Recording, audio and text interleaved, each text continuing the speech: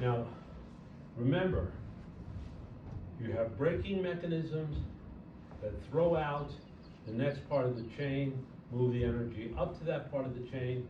They brake, moves it to the next part of the chain, and that's how the kinematic sequence works. So it's lateral, torque, rotational, shoulder rotation after the pelvis brakes, arms following. In batting, it's the same. And you release out here. Your arms roll over here. Not back here, but over here. Okay. What does Alvarez do? Well, Alvarez is someone who steps in the bucket, which by itself is not murderous, doesn't end anything. It just means that your lateral motion has also opened up your hips. If you've gone this way and you're pressing into the ground over here, your hips are opening up as a result of that.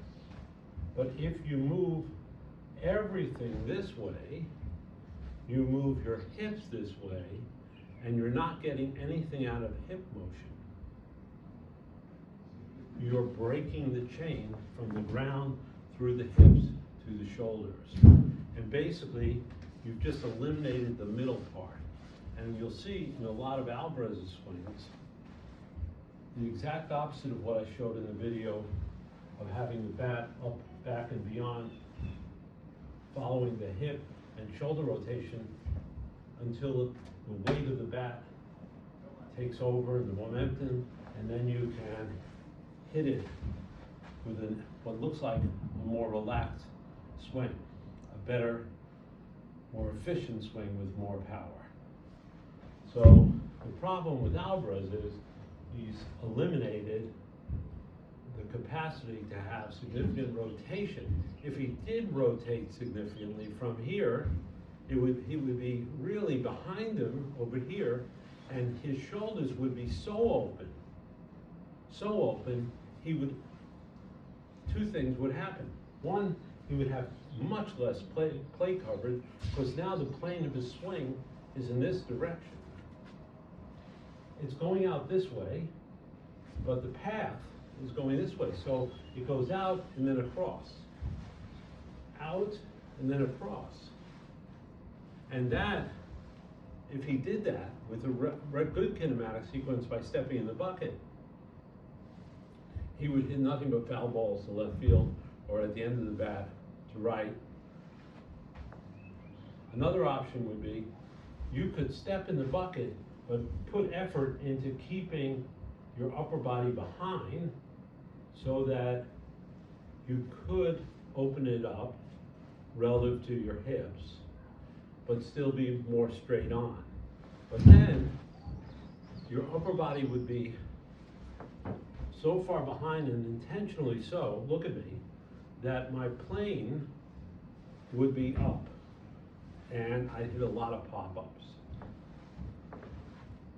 So the worry about Alvarez is his shoulders and his hips basically move this way, almost parallel with one another very quickly, reduces his plate coverage, changes his path this way to some significant degree, and he's left to initiate his swing with his upper body, to get all the speed with his upper body, because he's not transferring it from here to here to here. So his arms generate shoulders. The upper body is initiator of much of his swing.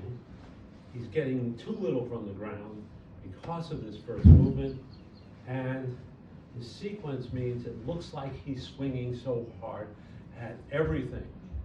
But that's the only mechanism that's available for generating the bat speed he needs. He has to do it all from his upper body, not through the ground. That's the problem. And were he to change it, there are two ways of changing it. One is to step a little more forward, pressure this way, have the hips go, and then have the natural sequence. He's gotta learn how to feel that first. He's gotta learn how to believe that the way he's doing it is ultimately not gonna work, not gonna be successful. He's not gonna be able to swing this hard, this fast forever. And he has to start his swing earlier when he does this. And if he starts it earlier, he gets fooled at pitches that look one way, turn out to be another. What pitch does he always get fooled on?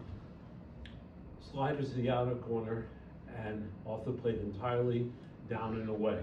You can't even begin to reach them. They look like strikes, they look like pitches he should swing at, but since he has to start his swing so quickly up here, he's dead. Also, because he steps in the bucket, pitches that are high and inside to him look like they're in his wheelhouse, but they're not. So that's the problem, as I see it. I don't want to suggest any solutions. That's for the people who are professionals. I'm not accountable.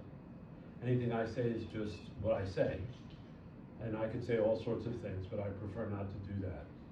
There are professionals here working at this, being paid for it. We're held accountable for it. But I do notice this is an issue from someone who sees that a lot in golfers, especially golfers who slice the ball.